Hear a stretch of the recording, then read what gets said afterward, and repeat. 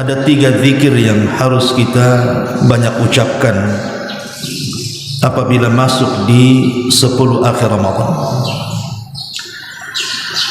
Zikir apa itu? Yang pertama, hadis Aisyah Ummul Mukminin radhiyallahu anha. Hadis ini dikeluarkan oleh Imam At-Tirmidzi dan disahihkan oleh Syekh Nasiruddin Al-Albani rahimahullahu taala. Di mana Aisyah radhiyallahu anha mengatakan, "Ya Rasulullah, ara'aita in 'alimtu Lailatul Qadr, famadha aku?" Wahai Rasul, kalau seandainya aku mengetahui malam ini adalah malam Lailatul Qadar, lalu zikir apa yang harus saya ucapkan? Maka Nabi SAW mengatakan, "Quli ya Aisyah, Allahumma innaka afuwun karimun tuhibbul afwa fa'fu anni." Kata Nabi SAW, ucapkanlah wahai Aisyah, ya Allah, sesungguhnya engkau maha pemaaf lagi maha mulia.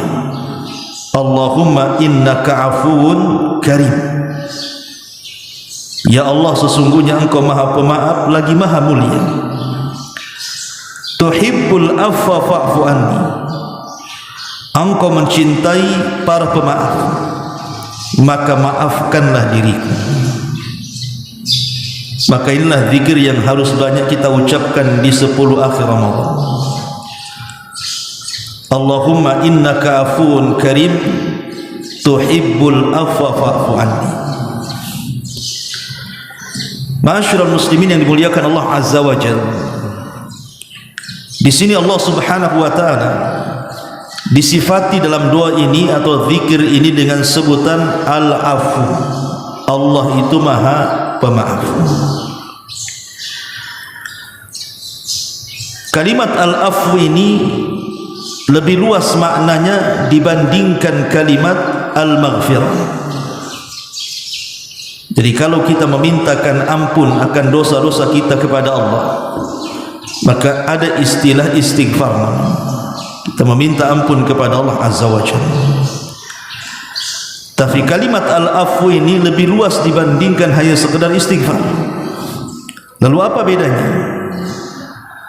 Sebagian para ulama mengatakan bedanya adalah kalau kalimat istighfar diambil dari kalimat Al-Ghaffar, artinya Allah Subhanahu wa taala mengampuni dosa-dosa kita dan menutupi aib-aib kita, tetapi dosa itu masih ada pada diri kita. Sebagaimana hadis yang ma'ruf, kelak pada hari kiamat orang-orang yang mendapatkan hisab mudah. Hisab itu ada 2. Ada hisab sulit, ada hisab mudah. Apa bedanya hisab mudah dengan hisab sulit itu? Kalau hisab sulit, apabila kita dipanggil di hadapan Allah Subhanahu wa taala, kemudian kita disuruh untuk mengakui dosa-dosa kita, kita menyangkalnya. Ketika Allah Subhanahu wa taala bertanya, "Bukankah engkau pernah berzina?" Dia mengatakan tidak, padahal dia berzina. "Bukankah engkau membunuh?" Dia mengatakan tidak, padahal dia membunuh. Dan begitu seterusnya. Sampai akhirnya Allah Subhanahu wa taala datangkan saksi-saksi yang begitu banyak. Semua akan jadi saksi. Termasuk bumi yang kita pijak juga akan menjadi saksi, sebagaimana Allah katakan, "Yauma idzin tuhadditsu akhbaraha." Pada hari itu bumi akan menghabarkan beritanya. Maka bumi akan menjadi saksi. Bahkan kulit yang ada pada badan kita pun ikut bersaksi. Sampai badan ketika menyalahkan kulit dan mengatakan, "Lima syahid ta'alaina," maka kulit mengatakan, "Antaqanallah." Allah yang membuat aku bicara. Ini hisab sulit, ini terjadi munaqashah, terjadi perdebatan. Makanya Rasul mengatakan, "Man nuqisha udzib." Siapa yang ketika ditanya kemudian terjadi munaqashah, terjadi perdebatan, maka dipastikan orang ini diazab. Ini namanya hisab sulit. Berbeda dengan hisab mudah. Hisab mudah itu setiap Allah bertanya kepada kita tentang dosa kita, maka kita selalu mengatakan, iya saya melakukannya. Bukankah kau berzina? Saya berzina. Bukankah engkau pernah mencuri? Iya saya mencuri. Bukankah engkau membunuh? Iya saya pernah membunuh. Dan begitu seterusnya. Diakui dosa-dosanya. Ketika kemudian diakui dosa-dosanya, maka Allah subhanahu wa ta'ala bertanya, lalu apa yang kau kehendaki? Dia mengatakan, aku hanya meminta ampunan. Maka Allah subhanahu wa ta'ala katakan di hadapan orang ini, satartuka fid dunya wa aghfiru lakal yawm. Dulu di dunia kututupi aibmu, sekarang ku ampuni dosa-dosamu. Ini namanya istighfar. Ini hisab mudah namanya.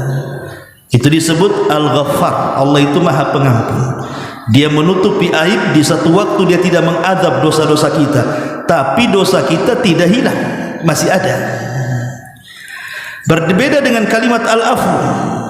Afu ini lebih luas dibandingkan hanya sekedar kalimat al-ghafar. Karena al-afu ini disebutkan dalam sebuah hadis Nabi SAW.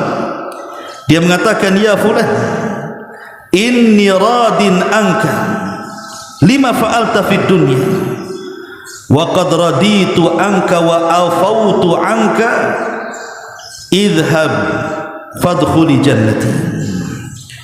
Wahai fulan, sesungguhnya aku redha kepadamu terhadap apa yang kau lakukan di dunia, dan aku juga redha kepadamu dan aku maafkan kamu.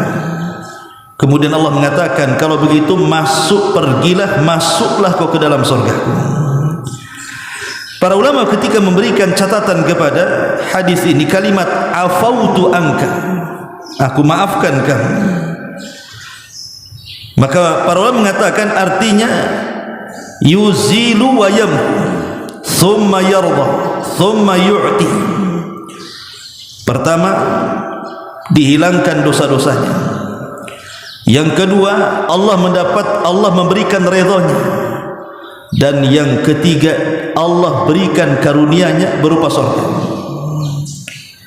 Makanya kenapa kalimat al-afu ini yang dipilih Nabi SAW ketika kita berzikir di 10 akhir Ramadan? Karena kalimat afu ini lebih luas, bukan hanya sekedar Allah mengampuni, tapi menghilangkan semua dosa-dosa kita. Dan Allah berikan karunia-Nya berupa surga. Makanya perbanyaklah kalimat Allahumma innaka afuwun karim tuhibbul afwa fa'fu anni. Ini zikir yang pertama. Ma'asyiral muslimin yang dimuliakan Allah Azza wa Jalla, zikir yang kedua. Kita tahu bahwa 10 akhir Ramadan adalah inti daripada Ramadan itu sendiri. Nabi SAW digambarkan oleh Aisyah Ummul Mukminin radhiyallahu anha, kalau datang 10 akhir Ramadan maka beliau sangat berijtihad, bersungguh-sungguh, melebihi dari 10 awal dan 10 tengah. Jadi semakin akhir semakin semangat Rasul beribadah. Makanya Aisyah radhiyallahu anha menggambarkan, karena maksudnya Nabi SAW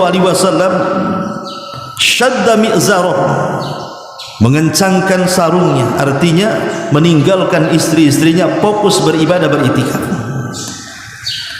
Tentu yang namanya manusia itu terkadang ikbal, terkadang idbal, terkadang semangat, terkadang juga futur. Dan kebanyakan kalau kita lihat, manusia itu justru di akhir-akhir Ramadan bukan makin semangat, tapi sebaliknya kan makin malas.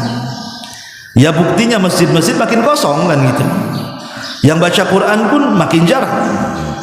Sehingga kita memerlukan bantuan Allah Subhanahu wa taala dan taufiknya supaya kita tetap istiqamah.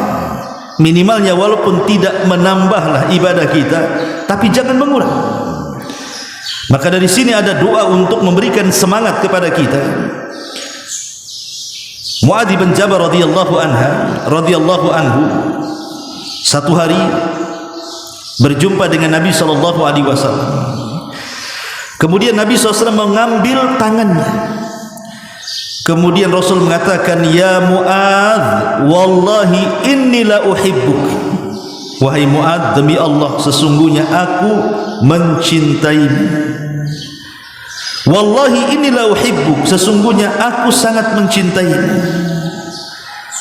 Faqala, maka Rasulullah SAW mengatakan, usika ya Mu'adz, aku wasiatkan engkau wahai Mu'adz, la tada'anna fi duburi kulli salatin an taqul Allahumma a'inni ala dzikrika wa syukrika wa husni ibadatik. Jangan lupa baca apabila selesai solat, Allahumma ya Allah, a'inni, bantu aku, tolong aku, ala dzikrika, agar senantiasa mengingat kamu, wa syukrika, agar senantiasa bersyukur kepadamu, wa husni ibadatik, agar senantiasa engkau memperbaiki terus ibadahku kepadamu. Hadis ini dikeluarkan Abi Dawud dan juga disahihkan oleh Syekh Nasiruddin Al-Albani rahimahullah ta'ala. Lihat kandungan hadis ini. Kandungan hadis ini, kita meminta kepada Allah Subhanahu wa ta'ala agar kita senantiasa ditolong.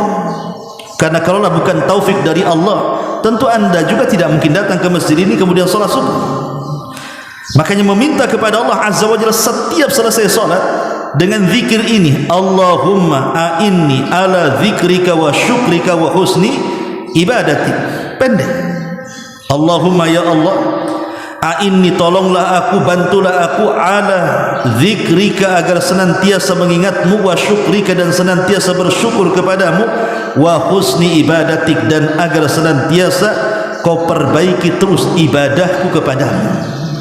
Ini penting zikir ini, karena bagaimanapun setiap kita sholat, kita sering mengucapkan kalimat iyyaka na'budu wa iyyaka nasta'in.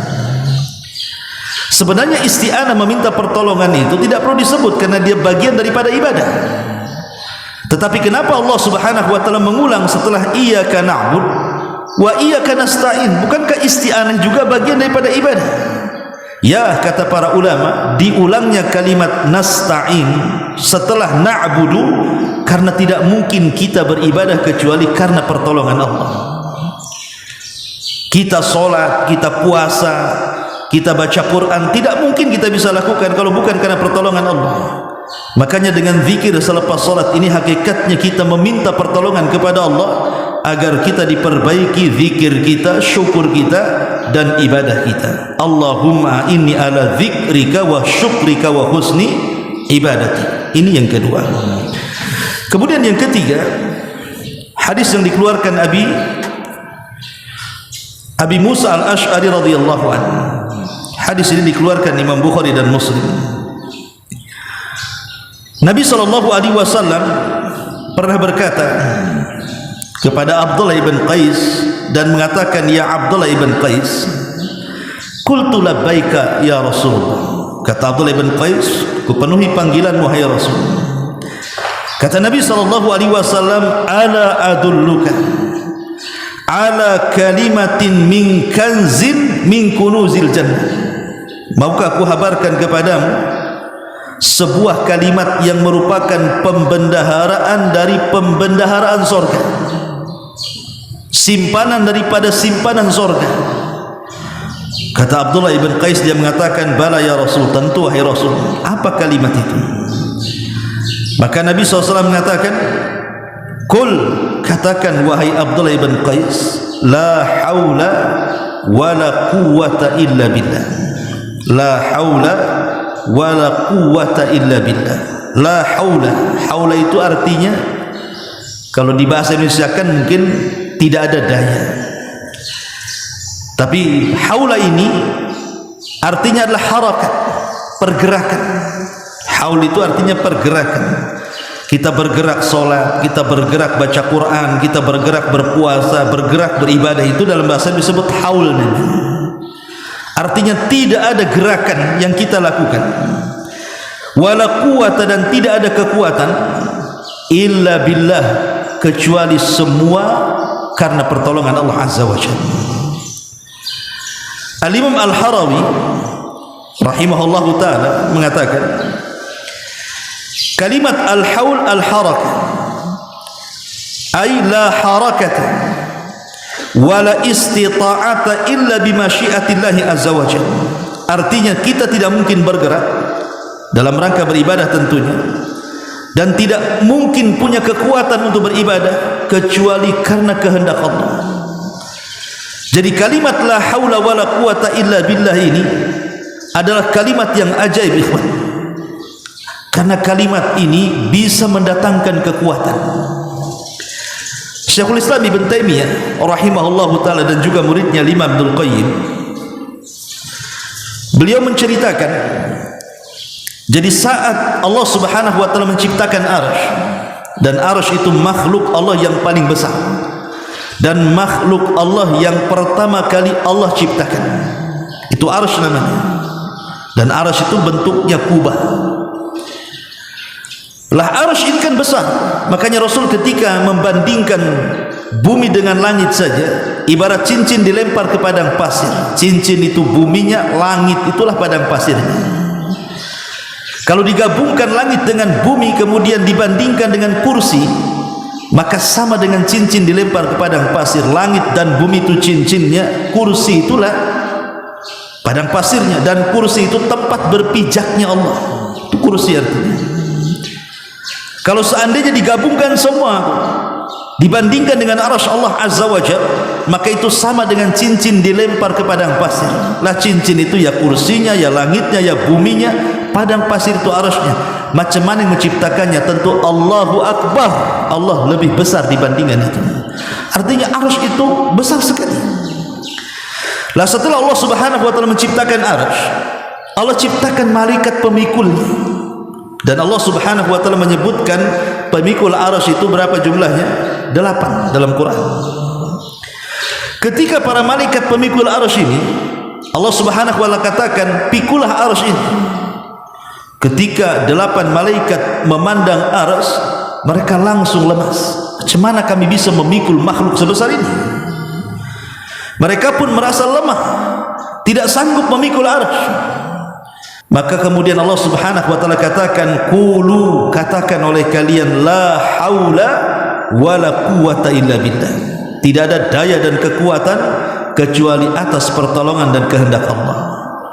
Maka 8 malaikat ini membaca la haula wala quwata illa billah. Setelah mereka membaca doa ini atau zikir ini, tiba-tiba mereka memiliki kekuatan yang luar biasa.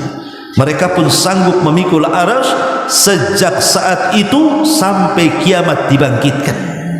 Mereka tidak melepas dari arsy itu.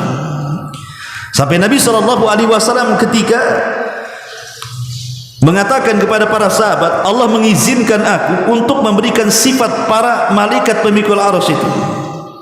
Kemudian Rasul mengatakan, kakinya itu menembus sampai ke lapisan bumi yang paling dalam, yang paling dasar. Kemudian badannya menjulang sampai menembus langit pertama, kedua, ketiga, keempat, sampai ketujuh, sampai ke Sidratil Muntaha, sampai melewati surga-surga. Kemudian kedua tanduknya itulah yang memikul arsy Allah Subhanahu wa taala. Hadis ini sahih. Kalau bukan karena Rasul yang menceritakan, tentu hayalan saja. Mana malaikat sebesar itu?